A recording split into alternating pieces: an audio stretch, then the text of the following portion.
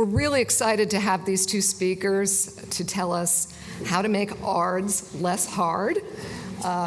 We have Rebecca Bradley and George Shake, both attorneys who they just told me that they're on the opposite side of the table on school district issues regarding this sometimes and work for the kid. Their bios are in our programs that will give you all the details about how awesome they are, so I'm not going to repeat it here. I'm just going to let them take it away. Thank you, Diane. Thank you very much. Good morning, everybody.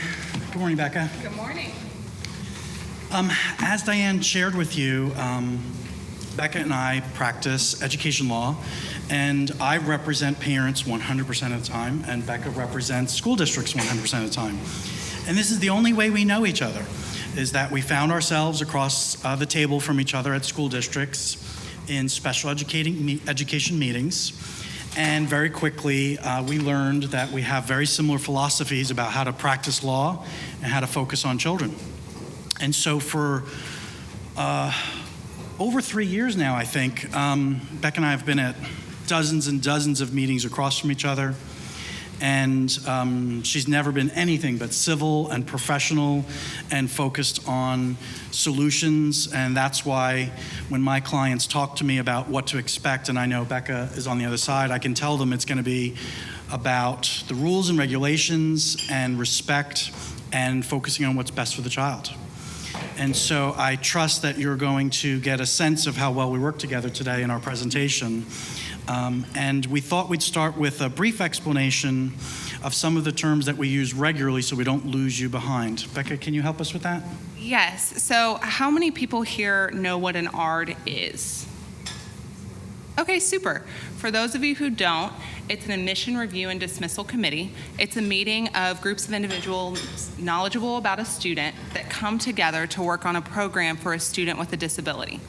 So we're all sitting around the table, and it's supposed to be a collaborative process. That's not how it always looks, but it's supposed to be collaborative and back and forth about what this student needs, because parents know students in a completely different capacity than school may know students.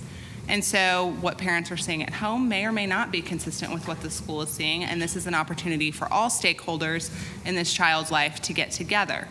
That being said, there are often differences between those two sides. And so that's usually when George and I come into the picture, is when there are differences that individuals feel like may be insurmountable, and we come and we really work to problem solve those issues. And we both are former individuals that worked in education and then went to law school, because why not? And so we are truly passionate about kids, just from different points of view and how to get there. And so the ARD committee, we see each other on the other side of the table at an MDR, a manifestation determination review, which is when a student has allegedly violated the code of conduct. And now the ARD committee is looking at whether the alleged violation is a manifestation of the student's disability, or whether the district failed in implementing the plan that everyone agreed upon, and that directly caused the conduct in question. So those are probably the two biggest meetings that we see each other on. And those are where, so if you hear any acronyms that you're not familiar with, special education law is acronym soup. So if you don't live in it on a daily basis, you may or may not recognize some of the acronyms, and we just use them sort of in our natural vocabulary. So if you hear something and you don't recognize it, please feel free to raise your hand, and that'll just signal to us, okay, we'll explain that one a little bit more. The other one is an IEP, Individual Education Program, or plan, depending on who you're talking to. So that is the actual plan that the ARD committee is coming up with and implementing going forward for that student, to best educate that student. So are there any questions on those three big acronyms? Yes. What is an MDR again? Manifestation Determination Review.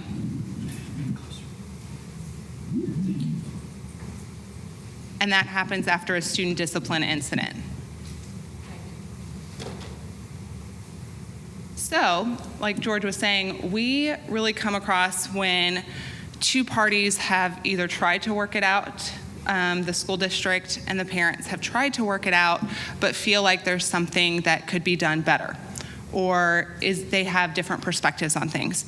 So that's really where we get into what does it look like when we're getting ready for an ARD? What does that mean? So when we're getting ready for an ARD, the first thing that I do is pick up the phone and call opposing counsel. When you know that they're going to be there, because you want to know where the differences lie. You don't want to be surprised at an ARD meeting that something comes out and either the school district was not prepared or aware of it, or parents were not aware of a lack of progress or something else going on with the student. You don't ever want parents to be surprised, and you don't ever want school district staff to be surprised.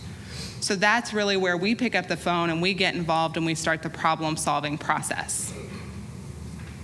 So when we're looking, we need to be honest about where the student is. If a student, when we're looking at progress, where is the student on their goals?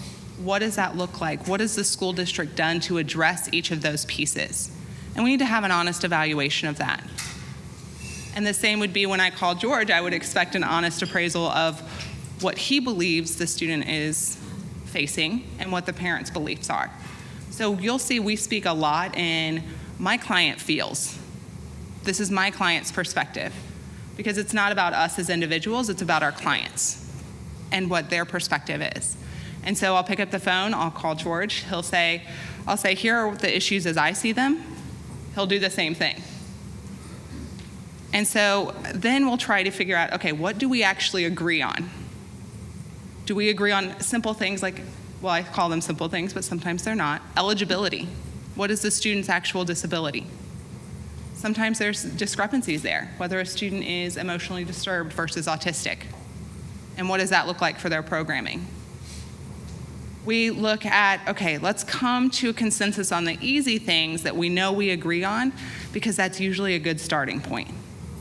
And we all know we agree on, we want what's best for the student. We just may not agree on how to get there. So the points of agreement are the biggest piece, wouldn't you say? It's the grease on the wheel. It's how we get introduced to a case. It gives us the context to know what we're going to be focused on. Obviously, we don't need to spend a lot of time after that on the points of agreement, but it would be a shame to waste a lot of our clients' time and money on all the things we agree to. When we just have a few items of disagreement, that's where we can focus on. I think there's a question. Yeah, I'm new to this, so could you just say this whole process, is this a requirement of federal law, state law, local district rules? In terms of what are the governing, where do you go if you wanted to know more about what the rules are? Sure. So the Individuals with Disabilities Education Act is federal law.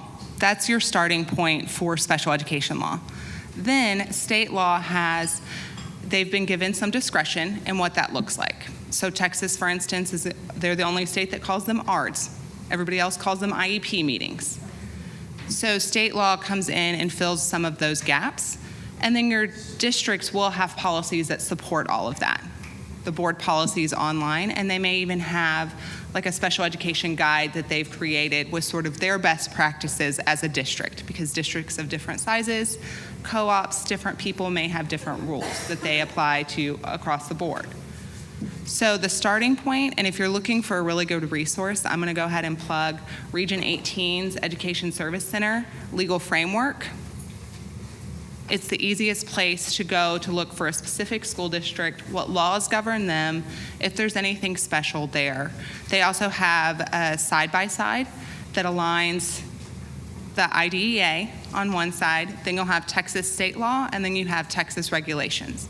And so you can see where all of them align, and those are just some resources for you to look up when you're looking at what is the actual law here. I'd like to second that recommendation for legal framework. And by the way, you could do a search just for legal framework and it comes up first every time. So since its inception, I have been double checking the accuracy of that resource, and I thought I found an error once, but I was wrong. And so the team is really committed to getting it right, and they quote right from the source. And so it really is a great strategy. Just backing up, just finishing up our comments about consulting with each other on these cases, I want to say it's really important. When I talked to Becca, she has never said a negative word about my clients, ever. It's just not part of the way she practices law. And so I don't know if you are an attorney or know an attorney, but they tend to speak about their clients in a particular way and the other side in a particular way. And Becca and I just choose not to do that. She's not going to hear me criticize the district. She's not going to hear me pick on a particular person in the district. And she gives me that same courtesy. She never attacks a child, their parents, their advocates. That's just not solution-driven work, and that's what we're focused on. And if I could go to the next topic, Becca and I both are also the type of attorneys that prepare really well. And so these are complex issues. There are a lot of laws and regulations and board policies involved. And as you're learning, there's also differences of opinion, and these can be very emotional issues when you're talking about a child with disabilities, and allegations going back and forth between our clients. And so from my perspective, my preparation involves really making sure I do understand my client's perspective, and I ask them to prove it to me as best I can.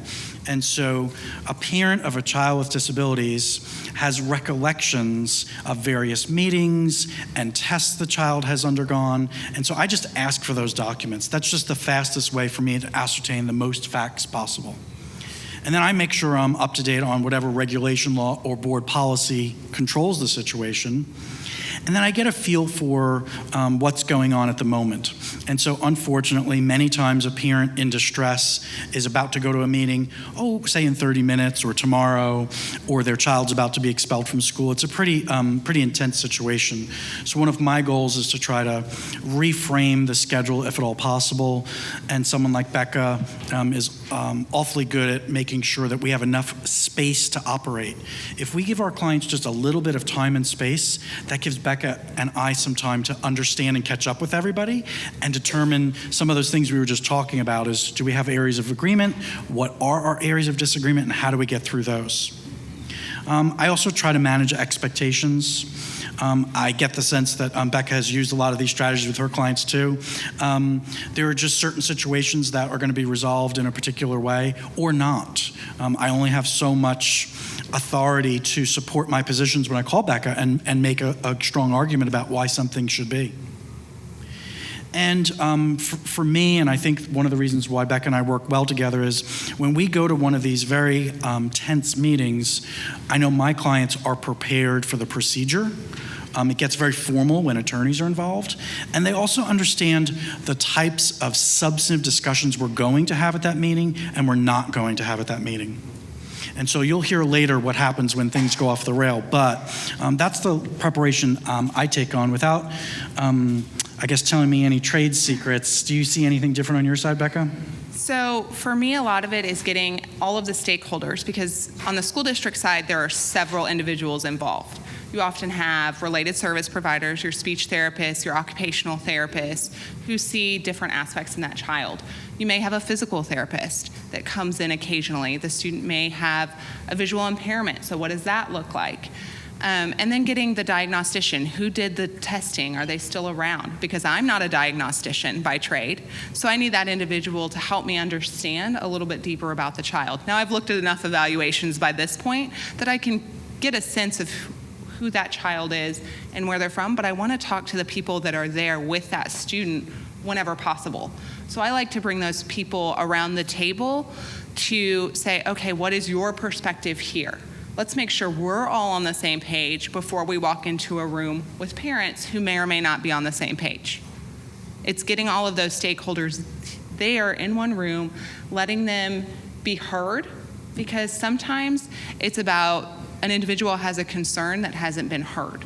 And so let's hear that in our safe setting as the district's attorney. And I say districts like school district, not district attorney like criminal law. I have to be very careful with that sometimes. And so let's come around the table, let's talk about what our individual concerns are with the different areas that we serve for this student.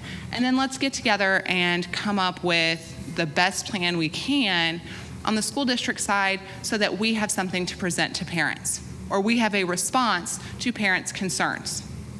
And then we also have to talk about, very frankly, this is business.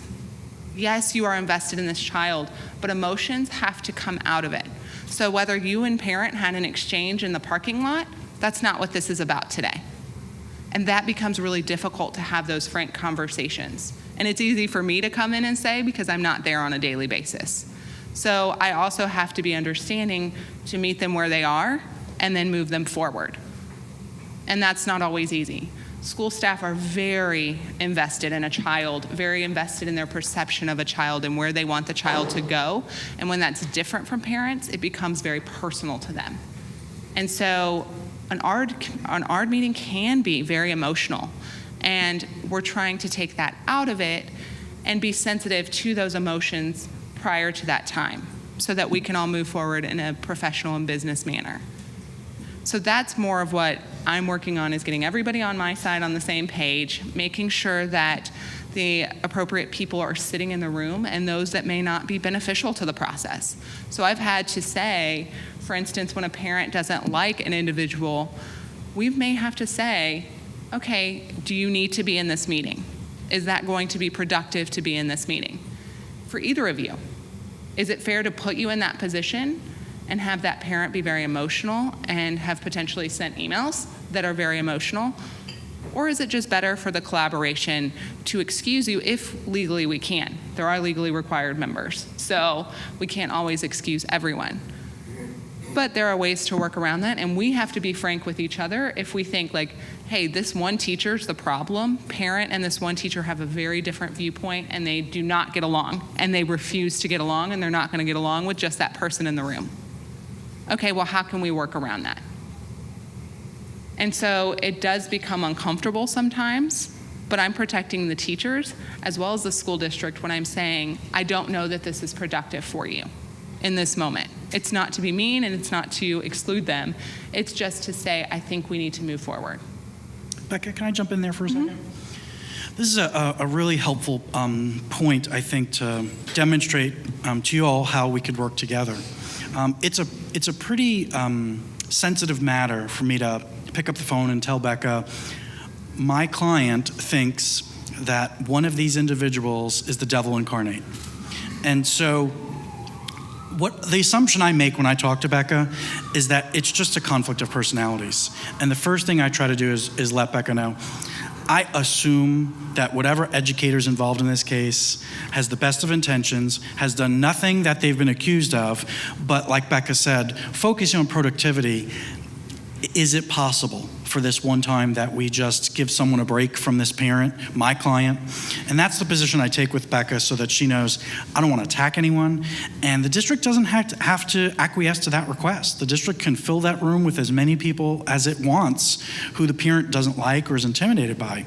But because Becca and I are trying to get to a resolution for both of our clients, we kind of go through some of those tough discussions and we do whatever our clients allow us to, but we encourage them to really focus on how do we get you guys through this one issue. And it's been a very helpful tool that we use when we can. And it may even be so simple as maybe you have, because some students require a lot of service providers. So you'll have 15 people in a room at one time. So it may be who's around the main table and who's around the outside of that table, because we're in small school district conference rooms. So it may just be strategic seating. It may not even be, let's put the person that parent feels most comfortable with across the table. Let's not put the person that parent feels like is the one messing up everything and they have a very specific perspective on this person directly across the table so that they can engage in a negative way. So some of that just takes strategic planning, and most of the time the special ed directors that I work with are very good about saying, okay, let's move this around. This isn't gonna work. And then we do that knowing that we've had that conversation going in about who can be problematic in the eyes of the parent. And school district staff sometimes don't feel comfortable sitting next to parent. So I need to protect them and helping them move away from the situation so that they don't feel attacked or like they're going to cry in the middle of a meeting. And that happens. And we can't always prevent it, but we can try to head it off to the maximum extent. Becca, that brings us to, we've been hinting at sometimes these meetings can be hard for some reason, and we've just kind of organically come to some shared techniques that we use. Can you share some of those with us? Yes, so the first thing I like to have is snacks. When you walk into a meeting, it sounds so simple, but when you walk into a meeting and you have snacks on the table, it automatically is a more inviting room. We're going to be there for a while. If we're doing this work, an ARD meeting can last, I've had them last up to 12 hours. I mean, it is a long process when you're trying to negotiate every single goal in detail and make sure that everybody's comfortable with it. So snacks help.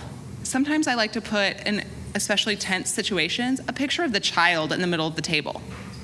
Let's all remember our focus and what we're there for, because we often lose sight of that when adults get involved.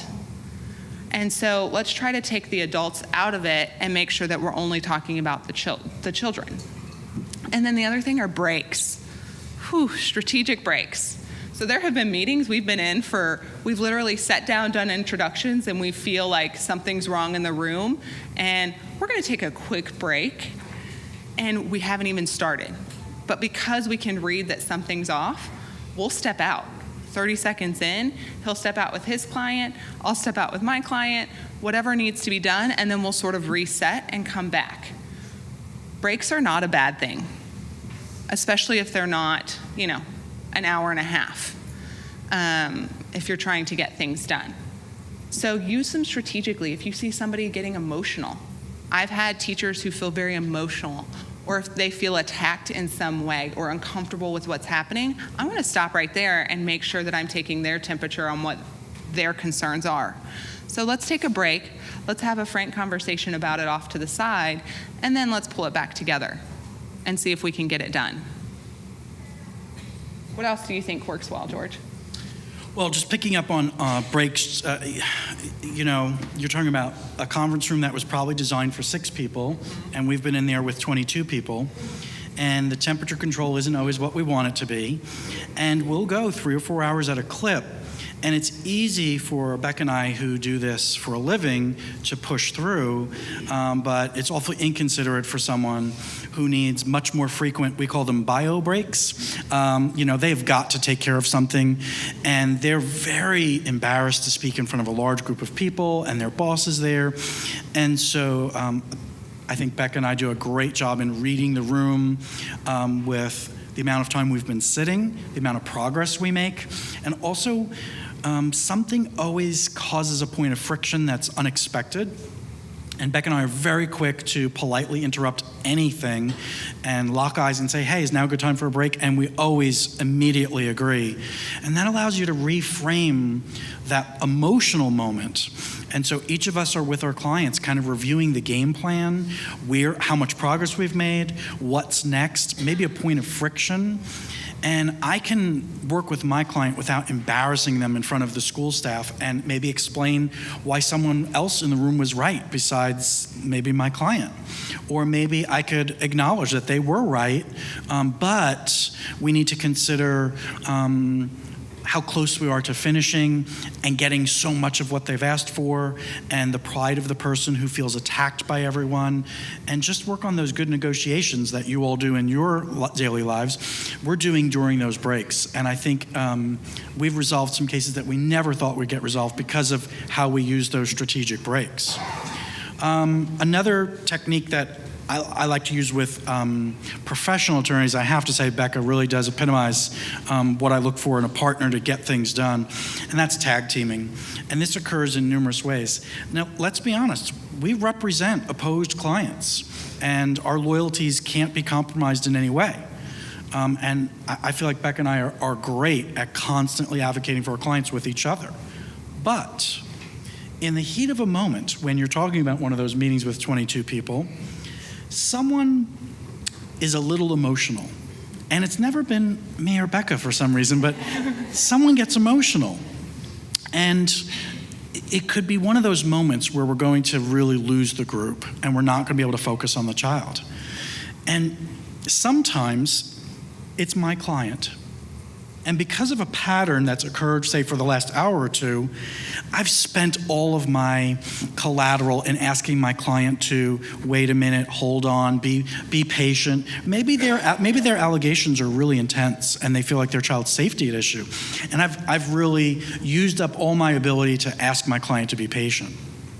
And there's something about the way Becca and I can look at each other that lets her know that maybe she's going to be the one that politely interrupts what's ever going on and steers us in a different direction. Whether it's a break, whether it's acknowledging my client's concerns, maybe it's stopping someone's speech that is not very sensitive. Maybe someone talks about, everything they've done for the child and they've done too much or how much things cost, and for a moment, Becca and I will look at each other and there'll be a decision somehow, I can't explain it, and it'll be determined which one of us might address whomever.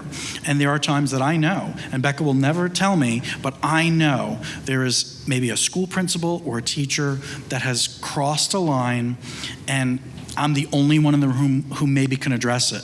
And I'm always polite, but sometimes we have to confront some inappropriate behavior and ask people to lower their voices, or remind people the focus of the meeting, or remind people that it's not about the adults in the room, or we don't need to rehash all of history.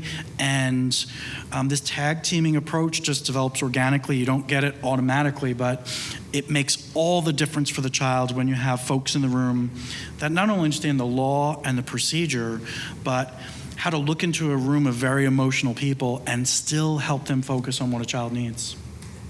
Yeah, and I think setting up those norms early on in a meeting become really important. So what is it that we expect of each other as we go forward with this meeting? So sometimes clients will read a statement of norms, right? We're going to keep our voices at a conversational level. This is how we're going to proceed. Here's our time limit. Let's be upfront about our time limitations. Let's not surprise somebody and say, oh, it's 2:45, we're gone. Let's be upfront about that. And sometimes parents can object, and that's fine, but we've been upfront about that from the beginning. And we should really tell them on the ARD notice before we ever even get to meeting, so that we all know at 3 o'clock on Halloween, we're leaving to take our kids trick-or-treating. That's a non-negotiable for my school staff. Or we have an event that we're doing where all of us are needed. We've got to go. And that's something, it's just being that level of transparency up front. And I will tell you, it does not work this way with all opposing counsel, all advocates at all. So these are always best practices that we're sharing. It's not what reality may or may not look like going forward, and we'll talk about what that looks like. But there have been times where we've had to take a break because neither side is adhering to norms, because they're very passionate about the child. And we take a break, we come back, we reset the norms, and then if the conduct continues, we may have to end the meeting. That's rare, but it does happen, where we're no longer being productive. So we're going to end the meeting, and we can talk about, is an IEP amendment for certain goals appropriate? How can we problem solve this? Where maybe the two sides aren't having to meet face to face on this one issue. Sometimes that doesn't work. Sometimes we end up in due process or mediation, and then we're facing off there.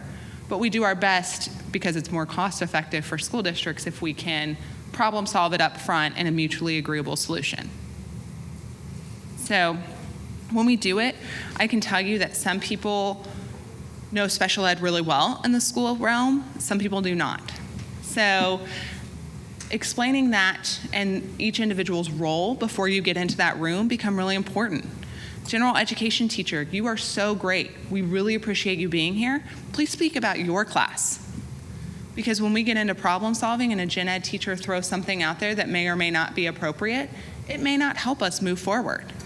And so, but that general education teacher has a real niche in math. They can help us, scaffold down goals. They can help us moving forward. And so how do you embolden the individuals around the table to speak on what they're knowledgeable about, and then let them know when to pull it back?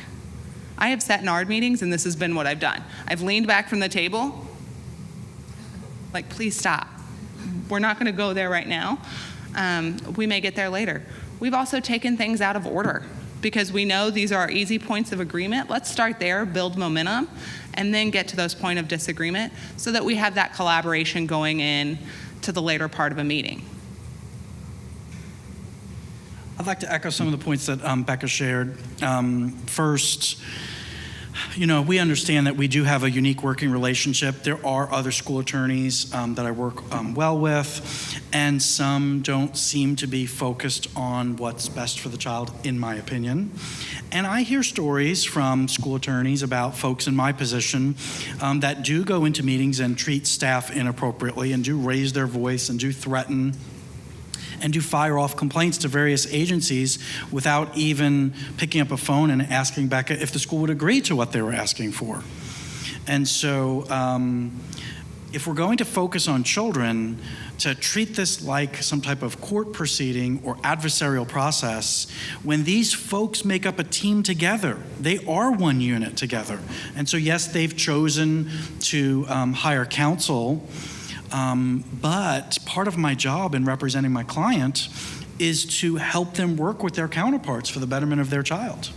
The last thing that any of us would want to do would be to upset all of the educators in the most personal way on one day, and the next day turn your child over to those people that are very upset with you.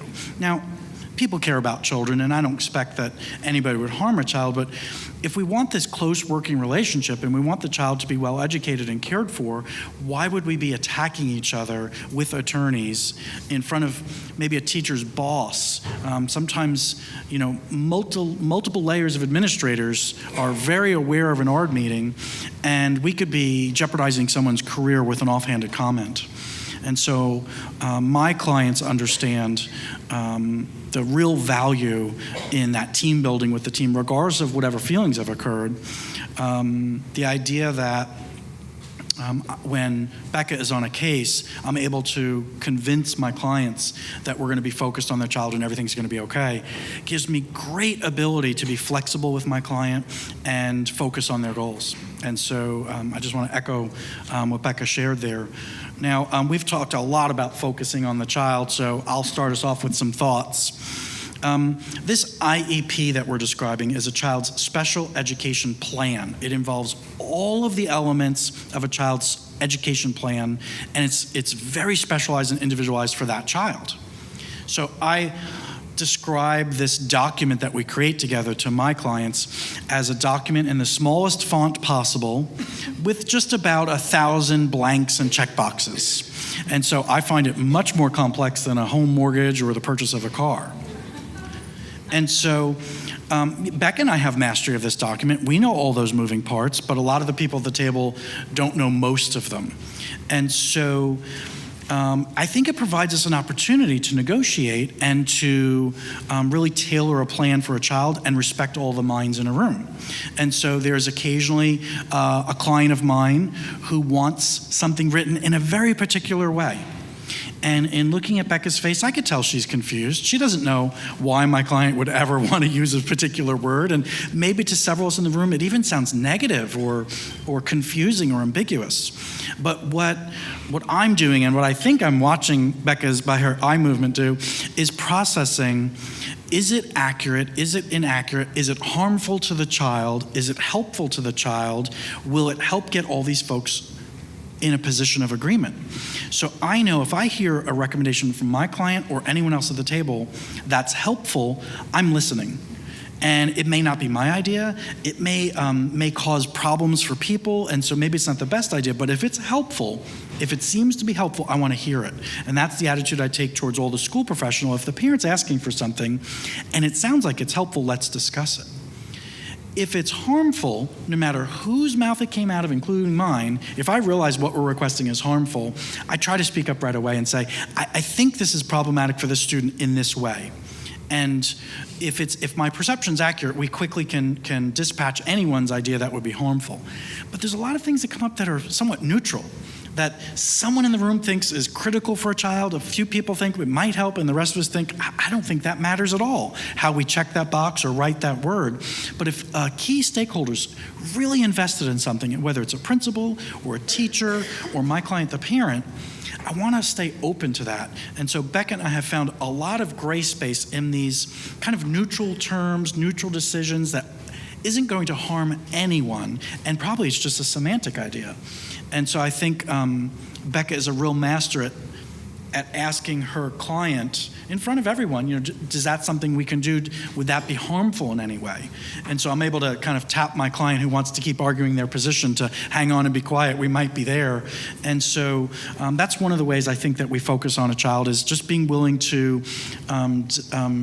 discriminate between the important elements of an IEP and those that are just semantic. I would also say it's not having knee-jerk reactions. So sometimes parents will have proposals and you can hear somebody's knee hit the table, right? Because they just want to say no. Okay, well, is it an actual no, or is there a way that we can make that something that benefits the student?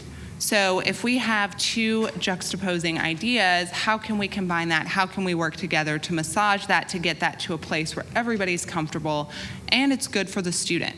I will always tell my clients, if it is not good for the student, we are done.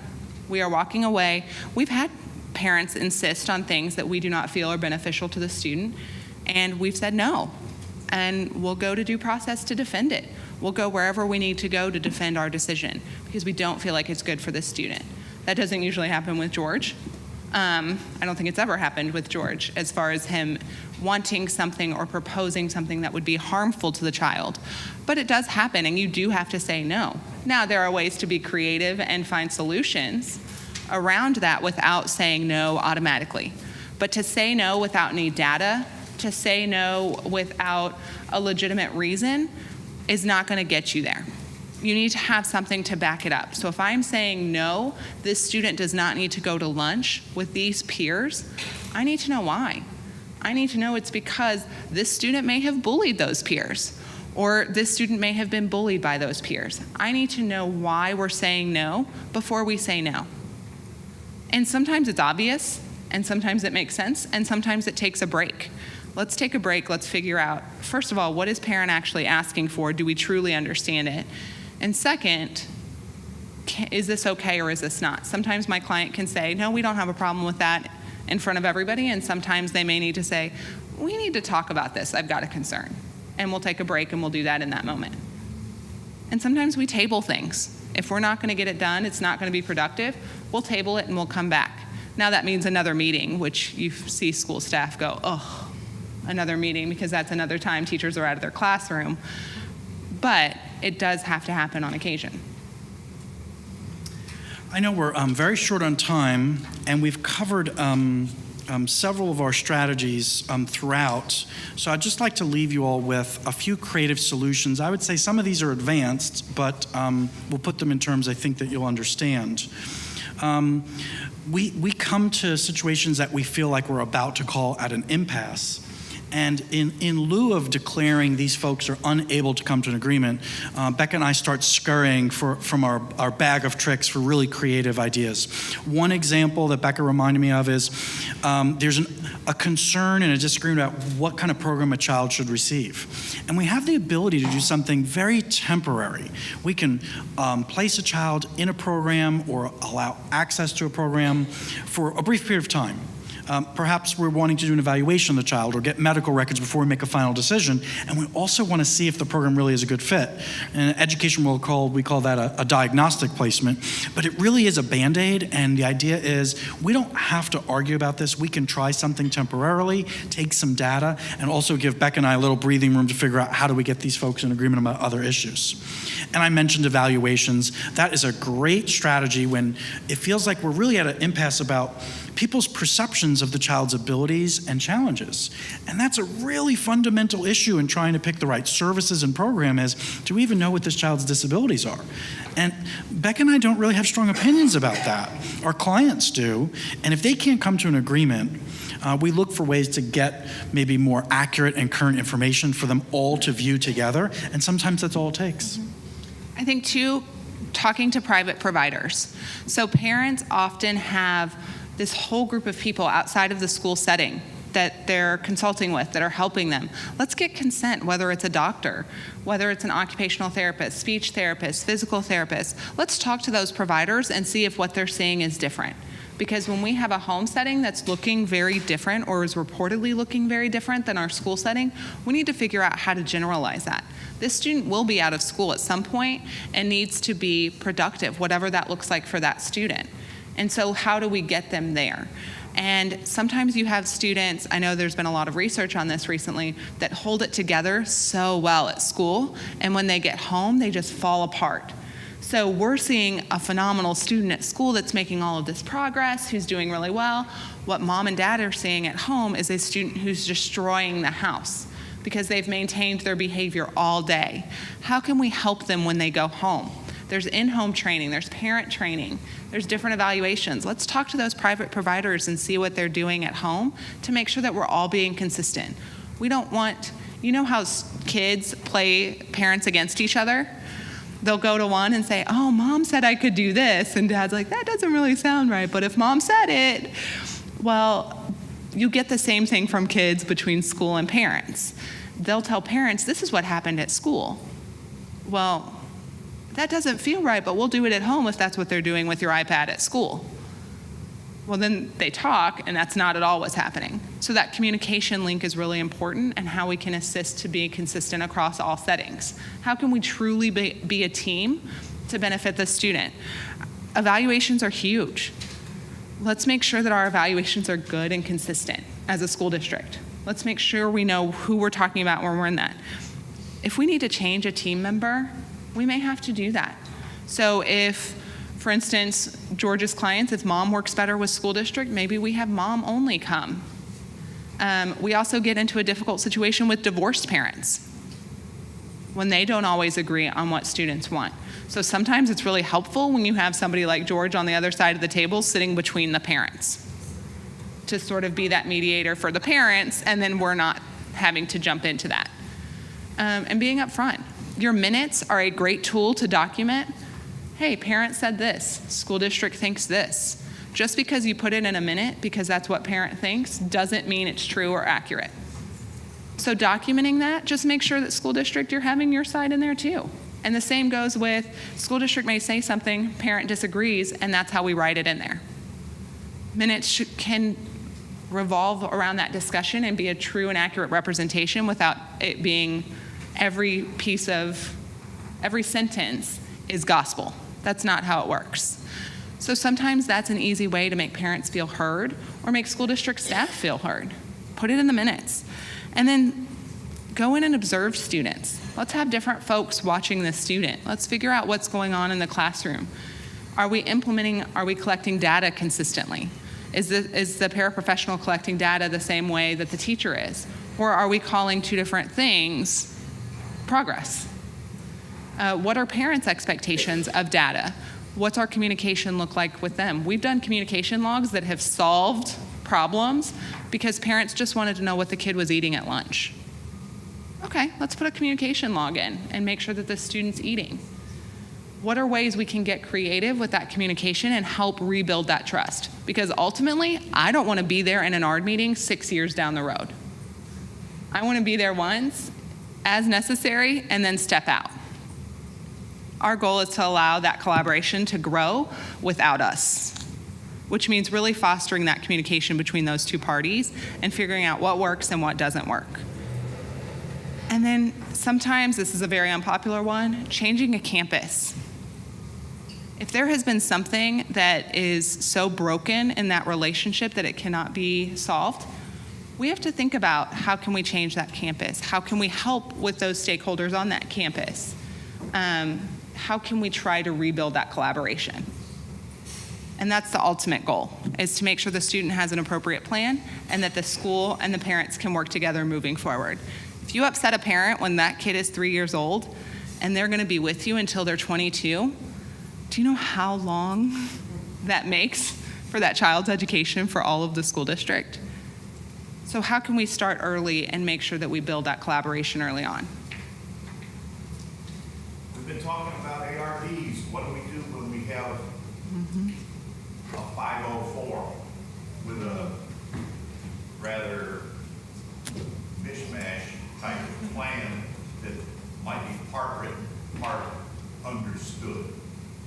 504 is way different.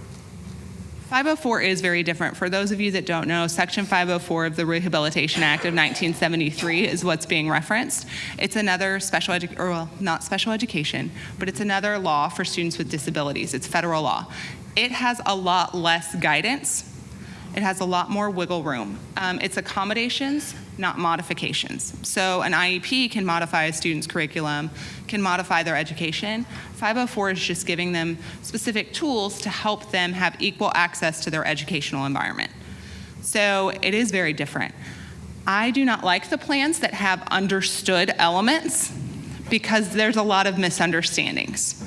If it is something that we are all doing or we're understanding that we're all doing, it needs to be in the document and we need to be tracking it. We've had several cases where there's a lot of preferential seating. Well, what does that mean? Well, that means preference of the student or preference of the teacher. What does that look like? And then we're sitting there trying to diagram out a classroom to discuss where the student should sit. Be clear up front what they are. If you have a staffing with your teachers and teachers are like, I don't understand what this means, that probably means you need to go back to 504. And I can't think of a single thing that we've covered that wouldn't apply to our 504 meetings. I use all of these strategies. We talked about, touched upon discipline meetings. That's a type of ARD or special education meeting. 504 meetings. I attend some meetings that completely revolve around general education issues, and there are different attorneys that handle those. And I could tell you, these strategies still apply. We want everybody prepared, focused on the child, collaborating as best as we can, keeping things civil, and that gets, I think, the schools and the parent, and most importantly, the children, where they need to be. Now, I know we only have a couple of minutes left. Becca, are you willing to take a question or two if we have time? Yeah. Ma'am. I know some of us here are not here as lawyers, but as CPS workers or CASA volunteers or maybe GALs. So can you talk about the role, how, so there may be a parent there and other advocates for that child. So how does that, what are the best strategies for that, those? So I think going into a meeting with those individuals and knowing who has the rights, that's going to be the crucial piece. Does parent have the right to make educational decisions? Or is that CPS worker going to be the one making educational decisions? It does not mean that that parent doesn't get to speak or that parent can't share information that may be valuable because they're still knowledgeable about the child. But we need to know on the onset who is signing and who is making the decision, because that is going to be the person that you're going to want to look for that collaboration more than anybody else. Again, we're not discounting parents' input, but you need to know going in who's making decisions. And sometimes that gets really muddy. Sometimes the court orders aren't clear. We need to get that clarification before we ever step into that room, or it's going to be a muddy day all the way around. Well, can you particularly address CASA's role, because we're not the decision maker. We are the advocate. Sure. The federal law allows for anyone with expertise or knowledge to join these ARD meetings, these special education meetings. And so the spirit of the law is open. And so someone can be invited, whether the judge invites a CASA or the parent or CPS wants CASA involved.